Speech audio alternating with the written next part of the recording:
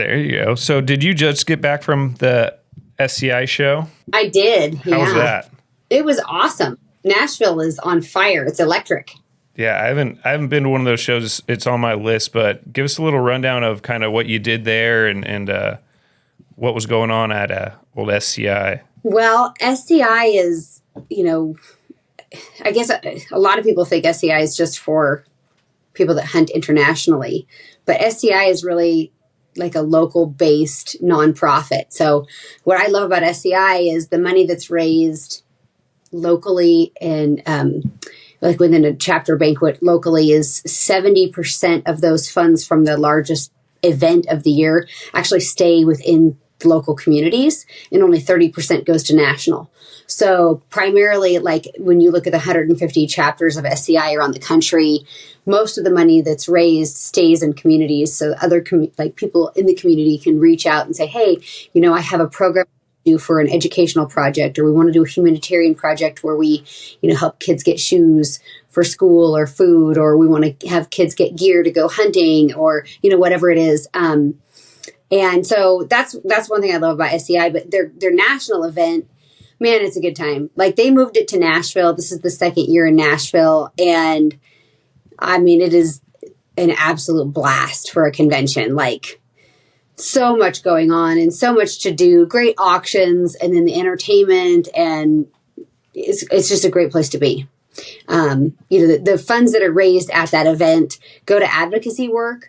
SCI has lobbyists, their offices in DC, and they're really kind of on the front lines of conservation work, and they're just doing a great job.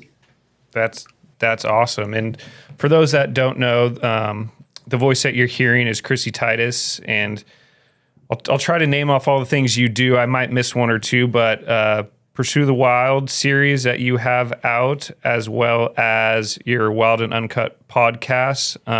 You also have our Wyld Life series, and then you have a jewelry venture, don't you?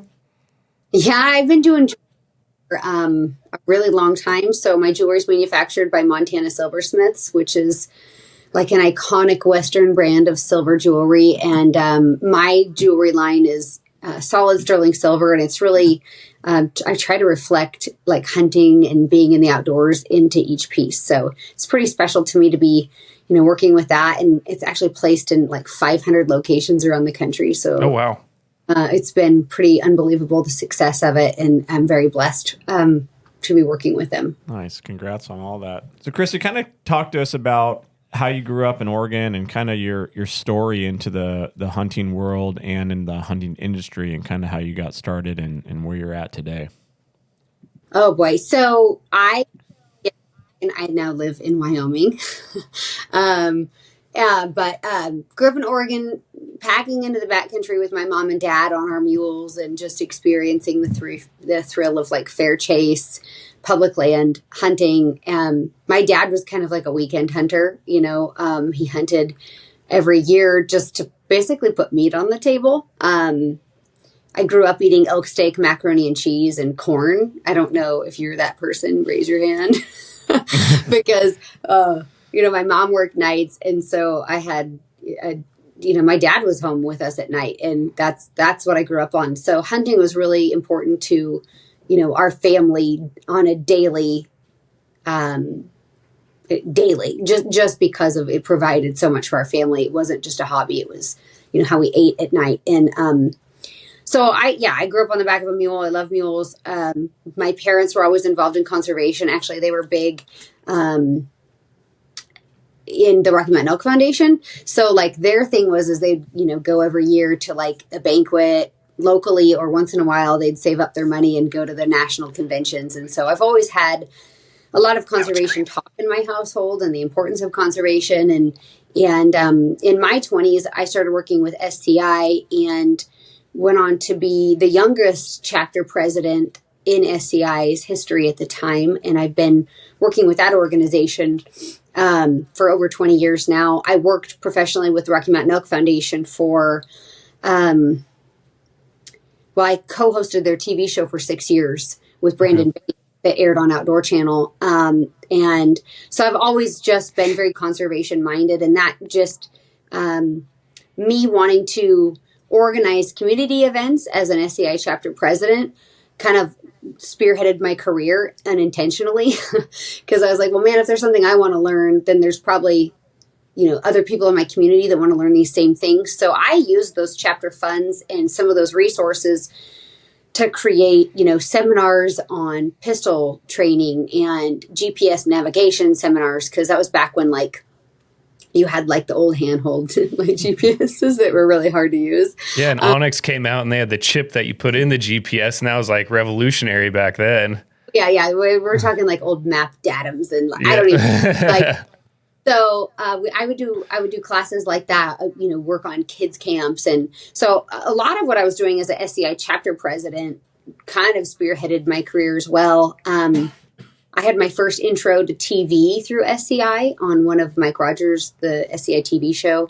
And then it just kind of went from there. And I was working for a women's outdoor apparel company called She Outdoor Apparel and, harassed the folks at Rocky Mountain Elk Foundation to no end and was like, you guys need a woman representing RMEF in your digital space, in TV, and you don't have it. And I want to be that woman. And I was absolutely relentless and finally got the job. And I kind of hosted kids and mentored women and took them hunting. I did a few hunts myself. But my job was really to serve as a host, to tell great stories for Team Elk, in, kind of hopefully inspire the next generation of hunter or lady hunters kind of around the country. And, that led into one thing to another. And that's how it all kind of started. Now that you have your own two shows, so what's the difference for Pursue of the Wild versus Our Wyld Life that you have going on right now? Very confusing. Yes. Pursue the Wild is mostly a cinematic, really high produced hunting show. Okay. This you guys will see, I'm going to have more lifestyle components in that series.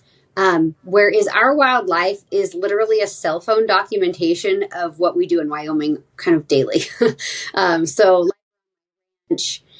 taking care of my mules, training mules, messing around with dogs, whatever I'm doing, shooting my bow, shooting rifles, getting ready for hunts. It's just kind of that kind of really raw. It's a vlog style almost kind of program. Seems to be taking off largely in, the viewership space, at least for people that I know. It's YouTube consuming short clips, 20 to 30 minutes of watching people's lives, and people get hooked on it. It's yes.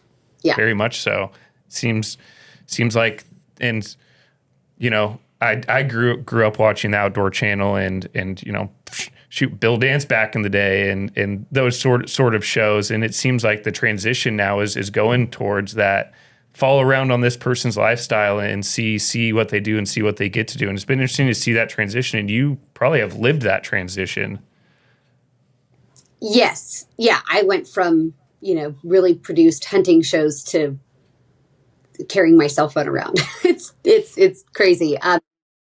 Mind blowing that people would actually want to watch me do some of these things. But it is interesting too, because I guess I have a weird lifestyle compared to a lot of people. I don't think of it as weird or maybe unique. It's normal to me, but to somebody that maybe lives in Florida, living on a ranch in Wyoming with, 10 horses and mules might be interesting because it's something that, maybe it takes them to a different place or. Yeah. Do you prefer that style of, you self-filming just kind of your daily life, or do you prefer the more cinematic going somewhere, creating a story type of hunt? Well, it's a lot harder. I feel like emotionally it can be a little exhausting when you have your phone on, you're filming everything every day.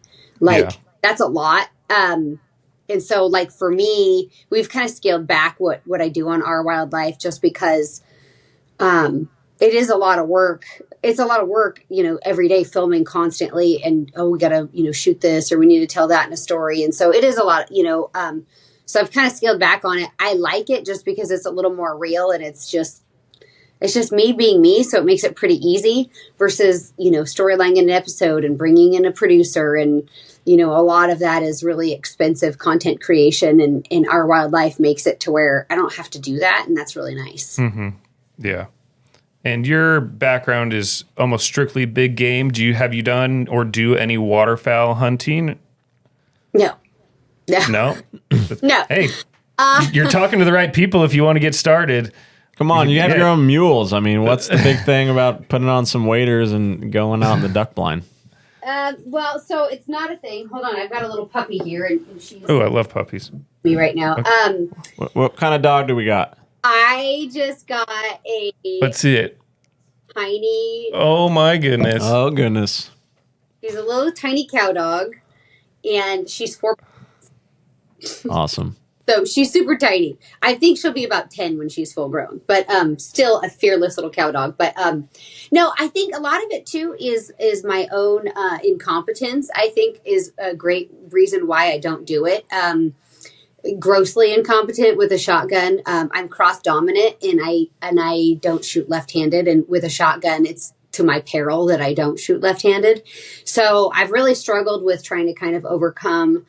All right, I put my safety glasses on and I put chapstick over my left eye, or I put tape over my left eye and try to force the dominance of my right eye. Or, obviously, as you guys know, closing your eye does not really work that great with shooting birds or clays or whatever. So it's just been something like I've just been like, I don't really, this is a lot of work for me to try to overcome some habits of being a right-handed shooter and cross dominant, where I can get away with a bow closing my left eye, or with a rifle closing my left eye and still shooting right-handed. And the beauty of it also, Ruger doesn't make shotguns, and I shoot for Ruger. So, do you do any turkey hunting? oh yeah, I turkey hunt every year. Okay. Have you been out to California to turkey hunt before? Let me think about that. Yes, I have turkey hunted in California, and I did a mentored turkey hunt down there for kids, actually, in NorCal. Oh, and very it was nice. Because I took this kid turkey hunting, and then I go to this place for breakfast, and Girls with Guns, Jen O'Hara, was in the same restaurant eating breakfast, and you guys just had her on your podcast. Yeah. And I'm like, hey, Jen, what's up? Because super random. But yeah, I have turkey hunted California. And I took a combat wounded veteran elk hunting in Northern California once as well. Kristy Titus, she's an amputee. And we filmed that for Elk Foundation's show, and had a great, the volunteers were awesome, and had a great hunt for her. Now, when you saw Jen in the restaurant, did you guys know each other prior to that, or is that kind of when you guys first met? No, we knew, we'd met each other at like ladies events at SHOT Show, and had seen each other in the industry.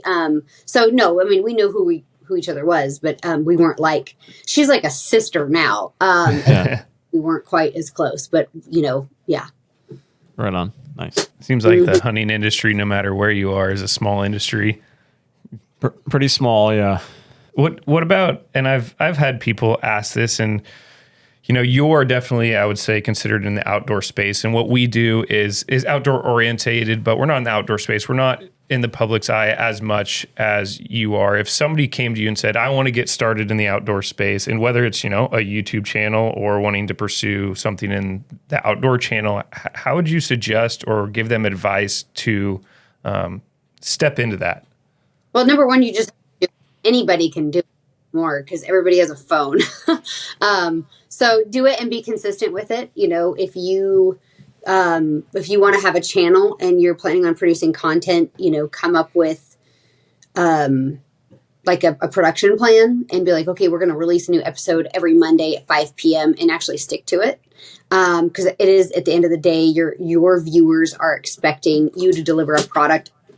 You see it with network times, people obsessively watching Yellowstone or whatever. It's like, new season of Yellowstone, they're coming on tonight. People are waiting for that. So being really consistent with whatever you deliver. And, what you don't want to do is put something out there for a month or 2 or 3, and then wane on it for 2 months, and then think it's easy to pick it back up. Because once you lose cadence, it's really tough. It's like, I like to think of it as like a baby. If you don't feed it, it's not going to stay alive, right? You have to constantly nurture it and care for it, or your social media baby does not live. And that goes with any type of digital content. Yeah, no, that's great advice. With kind of living, breathing the outdoor lifestyle, hunting in general, how has your passion changed from, the girl going backcountry Oregon to now, doing basically going all over the world, country, hunting, meeting people throughout the industry and producing content on a daily basis? I mean, how has your passion changed? Yeah, is there burnout? Yeah. Oh, for sure. Yeah. I mean, I hate to say that you burn out doing this job because it's a blessing. It's the most awesome thing I've ever done in my life. And I don't want to call it a burnout, but I mean, when you're sick, you go hunting. When you don't feel good and you're tired, you go hunting. There's no break. Mm-hmm. Like, for example, I was in South Africa during COVID, and I had COVID so bad, I was borderline hospitalization, and I went hunting every day. I did finally get medication, and I'm actually thankful I was in a different country because the medications they gave me weren't available here. But regardless of how you feel, regardless of what the weather is doing, you put on your boots in the morning and you go. And you have to be extremely mentally and physically dedicated for that. And also be on, because you have a camera on you. So you have to be upbeat and, tell a story. I mean, there's stuff that goes into it. So there can be, I guess, some burnout. What for me, what I appreciate, and one of the reasons I moved to Wyoming is because it makes me really appreciate hunting close to home with my friends and family. And traveling internationally is fantastic. I love the experience. I love visiting different cultures. But what really makes me feel good is opening the gate to my farm, seeing my animals come in for a bite of grain, letting my dogs run, going and shooting my bow with my dad or my husband, and know that we're preparing for our hunting season that's going to take place in our home woods. Like, that's the most impactful thing for me. When I go on destination hunts, you have an outfitter and you have guides, and, it's not necessarily my labor of love.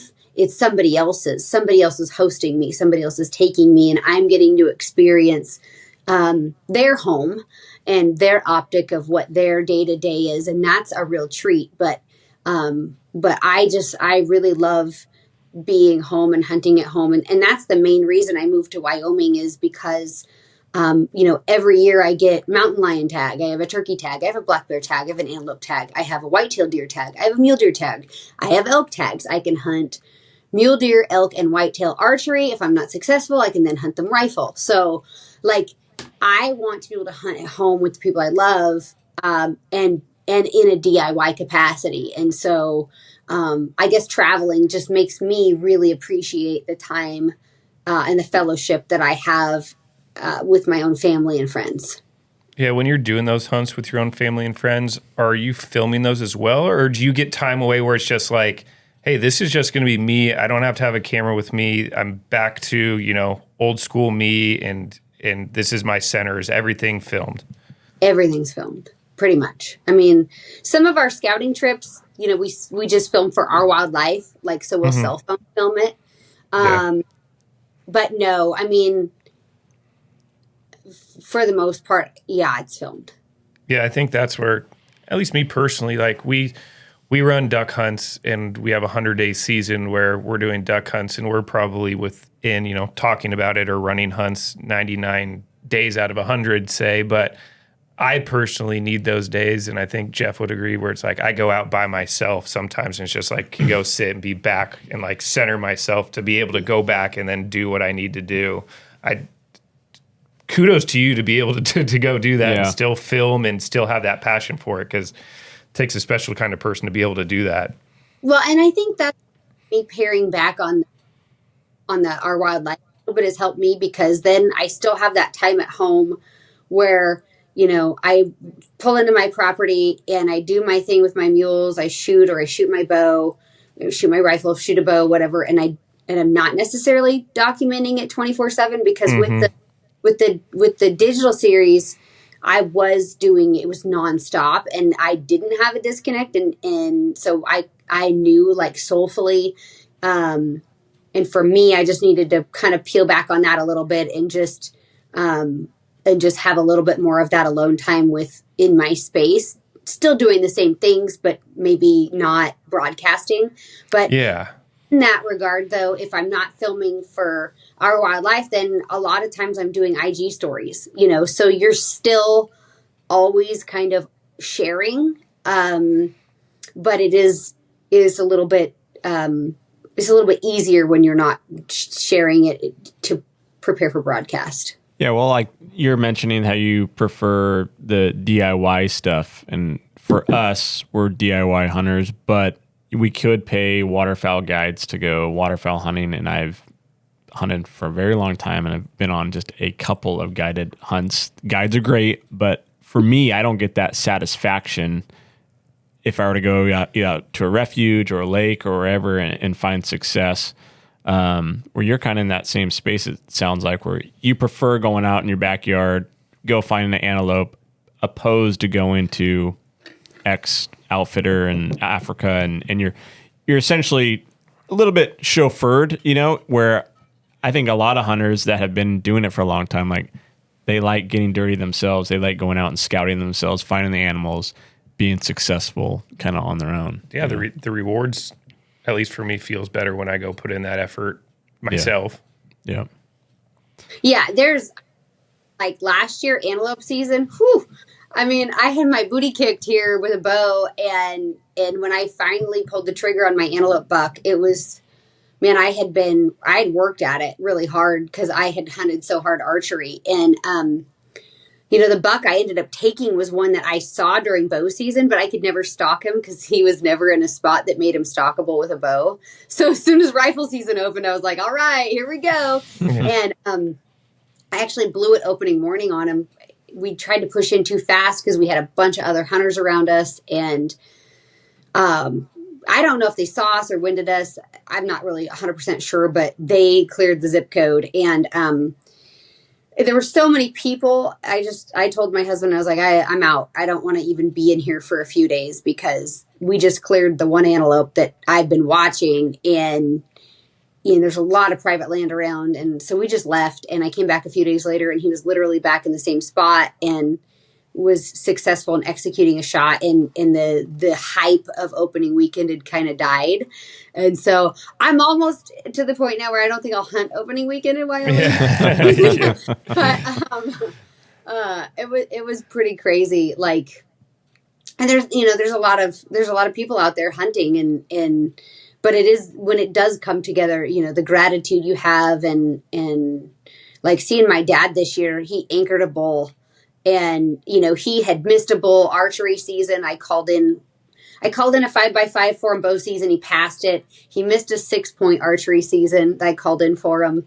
And then we packed in during gun season, and there was a bunch of young bulls around, and there was this old warrior. And I was like, you're going to shoot this bull, Dad. And, he had never shot long range. And when I say long range, the bull was at 550 yards. And so I got him set up prone. The bull was feeding, had him, dial his data, leveled him up, and he just pulled an epic shot off, and he'd never shot that far. And, just the joy of being able to give my dad that experience, of opportunity for success on elk multiple times where we live. Like, as a daughter, I called in 2 bulls for my dad, and then set him up on this bull he took. I mean, it was just awesome season. And really that's why we're here, is opportunity, not necessarily success on every hunt, but opportunity. Yeah, definitely. Well, you seem very, very accomplished in the big game hunting realm. What's been your favorite hunt that you've gone on, North America or other continent? Whatever sticks out in your mind as an experience or just altogether great hunt? Well, I love with my family and my mules. So like this year and last year were great years because we did so many trips. I mean, we did hundreds of miles on my animals this year, and man, they are just such an integral part of our team. And, I take care of them year round. I feed them every day. I love them. So I love those hunts. Like, to me, I don't think there is a better hunt than, ones that I get to do with them, which is, again, why we live where we do. But I love mountain hunting So, that's kind of my favorite type of hunting. And I love being in the mountains and that style of hunting. So any type of mountain hunt, I'm kind of out in Canada at this point just because I can't afford most of the animals anymore. I've taken 2 caribou and 2 mountain goats. I've taken a moose. And I've got a doll sheep. Next year, I've got a fan and ram hunt to try to complete my gray sheep. But these are hunts that now at this point, I'm having to save 3 or 4 years to afford. Yeah.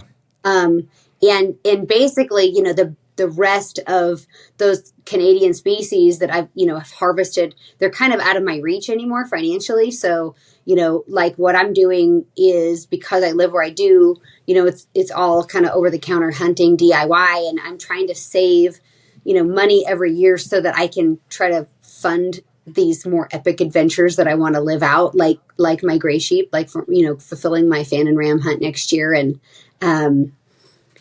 so, and then, dangerous game, like I have some dangerous game animals in Africa I really, want to harvest and, have the opportunity to experience wild cultures of Mozambique. And I went to Namibia last year and I enjoy those cultures and experiencing those places, and living here in Wyoming allows me the opportunity to save money, so that not every year, but, every couple of years I can go and have those more, exotic experiences that, kind of show you the beauty of the world. Yeah, definitely. So do you have an animal or two that's left kind of on your hunting bucket list hierarchy that you're really trying to get to? Well, I have the fan and sheep next year, and then I have an optional add-on for moose. If we see like a big moose, I'll have a tag in my pocket. So, so the moose I shot was a nice moose. It's not a big moose. I'd love to get a big moose. Brown bear is really high on my list of species that I want to hunt. They're ridiculously expensive. Some of the big 5 I'd like to take, a Cape buffalo. I'd really like to go to Mozambique and hunt wild buffalo in Mozambique. And a lot of the, plains game species there in Africa, I really have a heart for. I'd love to harvest like a tour or a Marco Polo or some of these other more international species of mountain animals. But again, they're rather expensive, and the tour, I don't think you could even hunt right now. So there's a lot to do. I'm kind of planning next year a trip to New Zealand. I went to New Zealand once when I was 30, but I want to go back and hunt tar and chamois and red stag again. And I mean, the red stag's high fence, but it's a fun hunt. But perhaps maybe someday I'll go to Argentina and do free range. And I mean, there's so much to do. I just try to check off one thing every year or every other year that would be more of a kind of an altruistic or a dream hunt. Yeah. Oh, that's great. When you guys are planning out your year, I mean, how many hunts do you have down on paper that you're trying to get on film to kind of make your series for the year? Well, so like this year, I'll start with turkey season in Wyoming, and then I'll roll into spring bear season. And then from there, my husband's Swedish, so we're going to go to Sweden and hunt roe deer on his family farm. So we'll hunt there. Then we'll come home immediately and go antelope archery hunting. Rolling out of that, we have 2 tags to fill. So 2 turkey, 2 spring bear, and 2 antelope. And then we'll go into deer season. So with my deer archery tag, it'd be my husband, my dad, and I all have deer tags. And then we also have 3 archery elk tags. Or if we don't success with that, then we roll those archery elk tags, deer tags, and antelope tags into 3, 3, and 3 on elk, deer, and antelope. And then whitetail late season is my husband and I both have tags. Plus I add in Missouri and Kansas archery deer every year. So I try to film everything. So busy fall. Yeah. And Wyoming's unique because you could shoot turkeys with rifles, correct? Correct. Yes. Yeah. My husband did that last year off camera, actually. I did not. I was like, oh, this isn't pretty. But he's Being European, he has not had the opportunity to hunt as much as I have. And so he had an opportunity to take a turkey, and we happened to be shooting some rifles and had a rifle, and yeah, he shot a turkey with a rifle.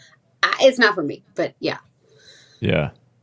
So did you know you were always going to try to get into this industry? No, I had I had zero intention of doing this. I mean, I stumbled on it through philanthropic work and with nonprofits and conservation. It was spearheaded just by my desire to learn. So my marketing and everything I do is all self-taught, and my business model, I've had some really good mentors, and I always try to tell people, like, college is great for some people, but it's not for everyone. And to be successful in this world, you don't necessarily have to go to college. I'm living proof of that. And I'm really,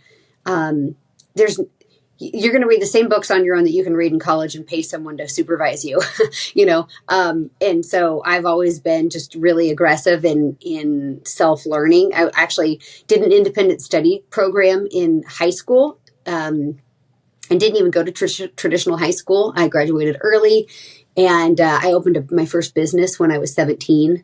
And so I've always been just extremely entrepreneurial and business-minded, and great mentors along the way. Like Randy Newberg's been a tremendous mentor to me and extremely helpful. Jason Carter, when I was 30 years old, gave me some really fantastic advice that stuck with me.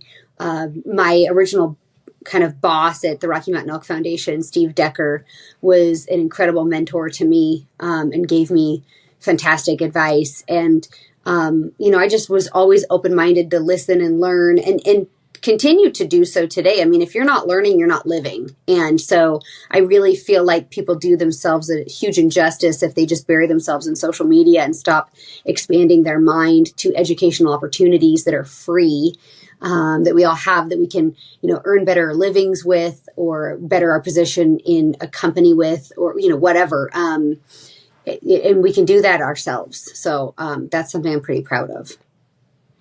What's some of the advice that helped you propel to where you are now? You said you had a couple of mentors that were real important in your life. What were some of those things that really stuck with you? Well, so Jason Carter, when I was 30, I was working with Under Armour, and I was helping them launch their women's hunt division. So they had just started launching a women's hunting clothing line, and Jason was part of that. Cameron Haynes, Jim Shockey, there was quite a few, Willie Robertson, like that whole family. It was before they all took off, right? Super infancy on so many of these brands and personalities. And Jason and I were sitting at a meeting one day, and he looked at me, he goes, Kristy, I think everything that you're doing is great. All the work you're doing around your community, all this philanthropic work you're doing, all of this training you're doing. I've got a tremendous amount of time, invested in my own training with firearms, with whatever. And he's like, it's great. He goes, but I don't know that you do this stuff unless I talk to you. And he's like, let me give you an example. He's like, Cameron Haynes sends an email out every month. And whether I want to hear this or not, Cameron Haynes is in my email box telling me what Cameron Haynes is doing. Nobody knows what you're doing because you're not telling anybody. And this is before social media. This is way infancy. And so he was right. I was like, okay, well, you're right. I need to start documenting what I'm doing. So I did two things. I started an email, and every month I would send an email out to people that I felt had influence in the space, part of the proximity principle, if you guys follow any of that, for success. And just saying, hey, this is Kristy. This is what I've got going on. This is what I'm doing. This is what I've got coming up. I'm really excited to share with you. And companies started to take notice. And the second thing I did is I started a blog, which now my blog has been around for almost 14 years. And my SEO, I mean, if you were to Google Kristy Titus hunts Kansas turkeys, it would pull up a blog from when I was like 31, right? That I wrote about this turkey hunt in Kansas. So that SEO ability of like Google search optimization on your journey and documenting that, everything I do, from articles to my TV shows to my podcast, they all get blogged so that they're searchable and traceable. So those are two things. And then Randy Newberg,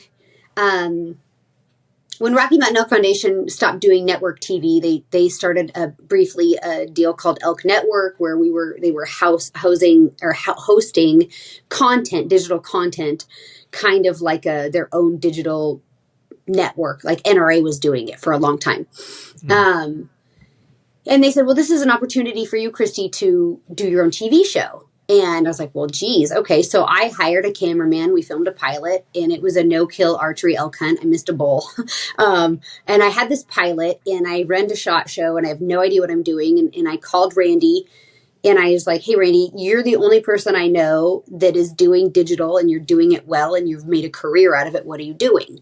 And I sat down with him on the phone for an hour, and he told me how he treats it like a business, and he treats it like a network, and he has a business plan and a business model and deliverables and objectives and really, really finite things, that instead of saying infinitely, well, I'm going to go out and I'm going to make this show, I was able to bullet point exactly everything I was going to do, catalog that information, and then the next step was implementing it. And I implemented it and I executed it. And now I'm filming season, is it 7 this year, I think, or 8 this year. I'm losing track. So I'm either filming, I might be filming season 8 this year. So I've been doing it a while now. Yeah. That's phenomenal.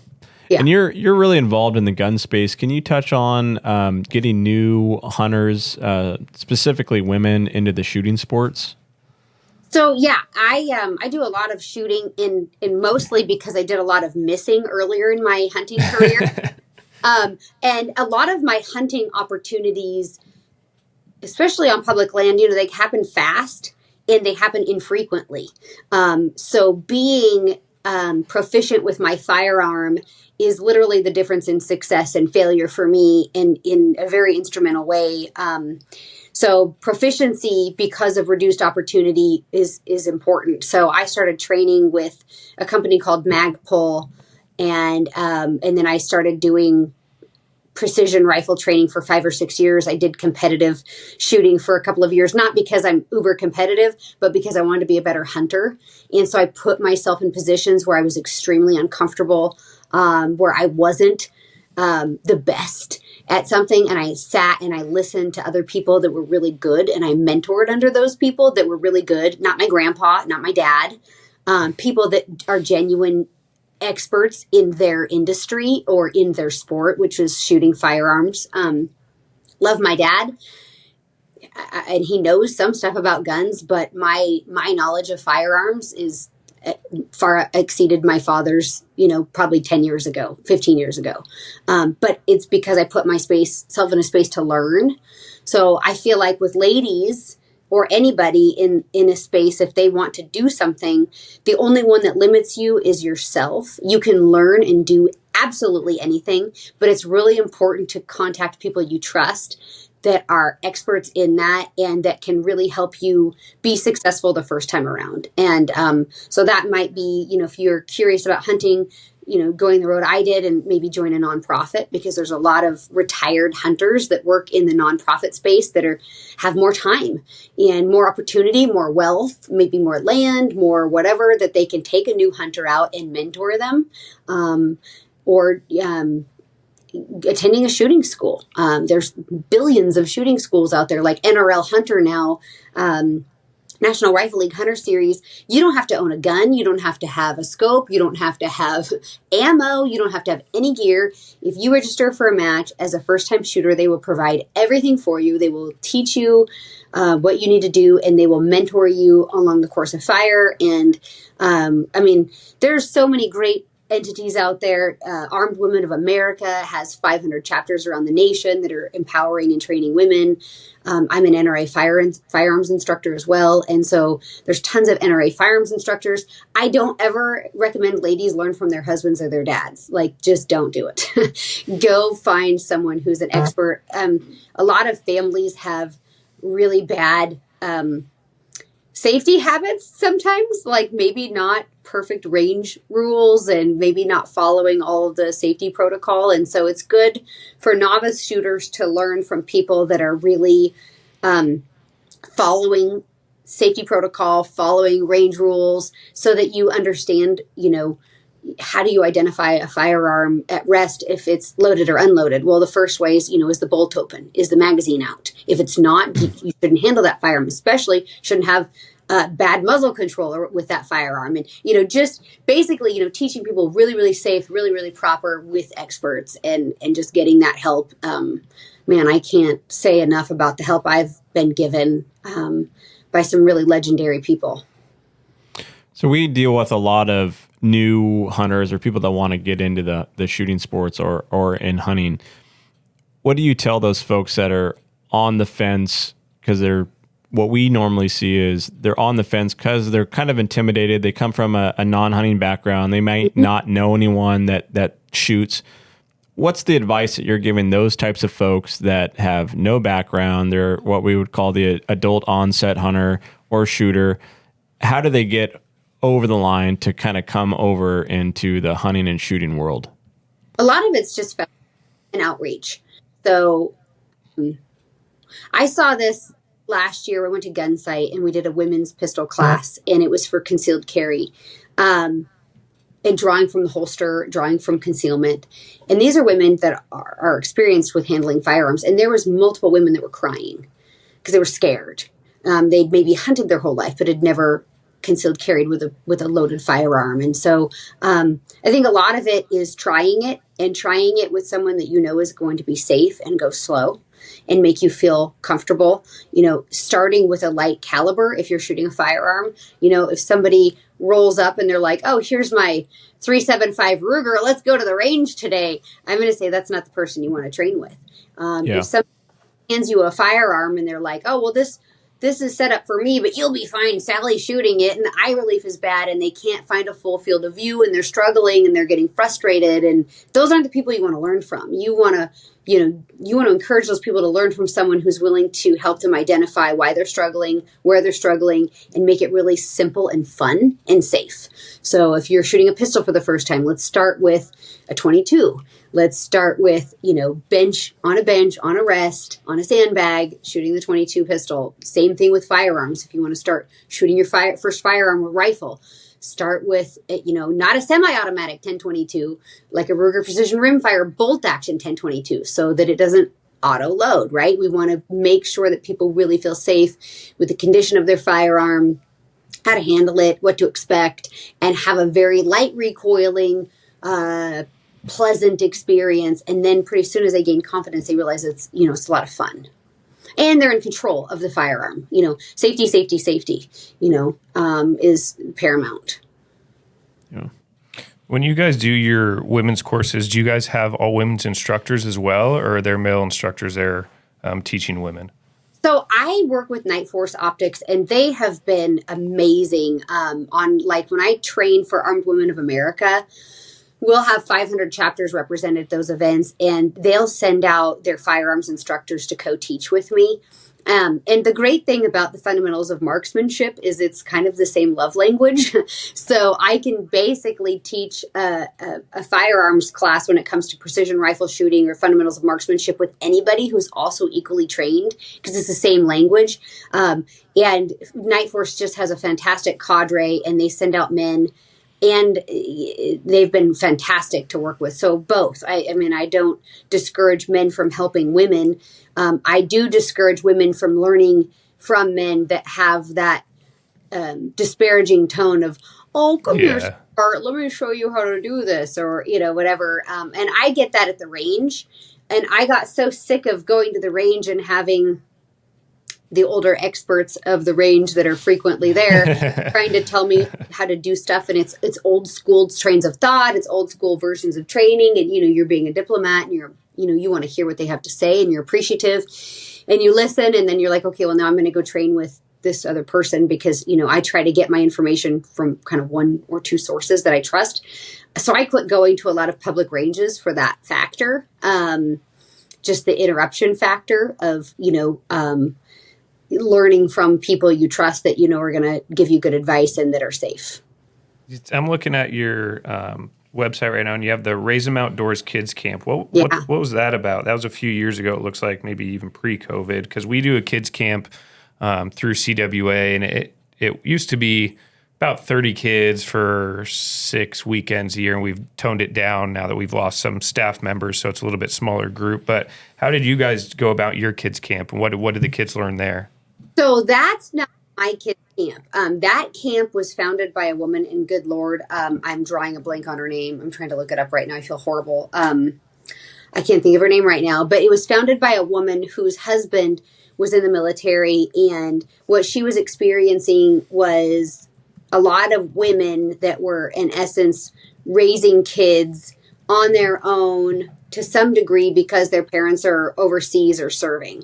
And that camp was, the purpose of that camp was not only to empower youth, but also empower their parents. So whether it be a single mom or a mom whose husband is deployed, to give them both skills where they could take away and do those activities at home, whether it be shooting a bow or going fishing or precision rifle shooting or, it was just, it's a great camp just for a more of a family outreach. Yeah. Well, maybe you can come teach our kids some shooting, because we're both NRA instructors, but we're running around like chickens with our heads cut off trying to make sure we can corral all these kids at once. Well, and in California, there's a lot of rules that go with that as well that we don't have. Oh boy, are they. Yeah. So. Yeah, behind enemy lines. Yeah. And like, I think Jen's even having to get certified for law enforcement training so she can do some of her pistol instruction now. So. Yeah, there's just so much red tape that you got to go through here. One, as an instructor, but just two, as just a general hunter, that some of the stuff's getting tossed out in courts now. But it's just another barrier for people to get into hunting and continue hunting, the people that have already been. We have ammo restrictions and things like that. And some folks went to go buy ammunition. They had no idea that it came into effect, and they couldn't buy ammunition because they weren't in the system to buy ammo. So, yeah. But, yeah, a lot of loopholes we don't have in the free state of Wyoming. So, yeah. In Wyoming, though, you guys bumped up your non-resident special tags. It'll be interesting to see if there's a lot less applicants this year over there, because I know the last couple of hunts I've done over there for antelope, we were in the special draw, and I don't think there's any way in heck I'm going to pay $1,300 for an antelope tag. Yeah. So well, and you're lucky you're living there now. They're suffering. Our Wyld Life has been really hit the last couple of years with really bad winters. So far, this has been just amazingly beautiful, and we had one real cold snap, but we've had kind of a reprieve for that for the Wyld Life, which is really a blessing. Good. Our animals last year were just hammered. Our antelope populations between CWD and our winter and our deer and everything was just, it was really hard here in Wyoming, and in parts of the state, they had 100% mortality on fawns, and so we're going to have some major management decisions that Wyoming and other states are going to have to be making, in the coming years. And I think, raising the price and maybe making people not come, if that slows down applications and gives the animals a break, it might not be a bad thing. I know it sucks for people to read the books, but we hunted out of Casper 2 years ago now, and his first antelope hunt, and I've been over there a couple times, and after we had 8 guys and 13 tags, and everybody's like, oh, I can't wait to go back, and then the winter hit, and I'm like, well, we're not going back for a while, and it's like all doe tags got cut, half the buck tags got cut, and it was like, well, it'll be a while before we go back, but like you said, it's probably for a good thing, you need to let them rebound, and thankfully, at least in your part, you're having a good winter instead of another crushing one, because last year was devastating. Well, I can tell you, years ago in February in Wyoming, it was like minus 30 for a long stretch, and so we're just kicking into February. So I mean, it's not over. So it could hit us still, and hopefully everything's post rut far enough now, and that they'll make it at this point, because we have had such a mild winter. That's my hope. Yeah. Well, do you have anything else you want to leave us with? Any parting thoughts before we close out of here? Anything you've got going on that you want to let the folks know about? No, I mean, I think the biggest thing would just be to invite you all to follow me on social media. All of my handles are at Kristy Titus, KristyTitus. So that's Instagram, Facebook, X. I'm on YouTube. You can find my page there, Pursue the Wild. And then Our Wyld Life has its own page on YouTube. My show, both shows air on Carbon TV. I encourage you guys, if you're not Carbon TV viewers, please check out Carbon TV because they're, here to support hunting and hunting content and shooting sports content with an unbiased, unfiltered platform. And then watch on Pursuit Channel. My show will be airing it's rerunning some of it Q1 right now, but Q3, Q4 on Pursuit, and then also it's on Pursuit Up if you have a smart TV. And you can actually get Carbon TV on your smart TV as well. So you can download Carbon TV just like you would Pursuit Up onto your smart TV. So and watch those shows, stream them for free. Yeah, we'll definitely link all those at the bottom of this and make sure everybody can see those. It's a lot. Sorry about that. No, it's perfect.